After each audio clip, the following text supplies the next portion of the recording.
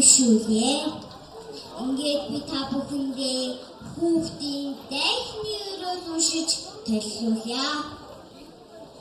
Эрхэм хайрт дүүгийнхээ алтан хонгор дайхийг үргэж байгаа болвоос ивэжтэй хүнээ эрхэмлэн зарж эрхэм олон түмэндээ урдчлан хийж алтан хайрчны амийг нээж амь насыг даатгаж баруун талын шанаанаас нь авч үргээхэд бадан хямгаа цэцэг дэлгэрч байгаа мэт зүүн талын шанаанаас нь авч үргээхэд зүйл бүрийн нэрдэн цацарч байгаа мэт ой бэлгэн хурцдаж оюухан нэмэгдэж эцэг ихтэй инрэлтэй эх орондоо ачтай явахын үлцэнтэй сайхан өрөөлийг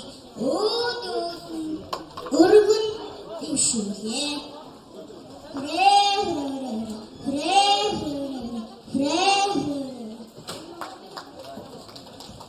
Иргэн улс улсын 1-р сургуулийн сурагч Г. Ариун гэрэлтэй баярлалаа.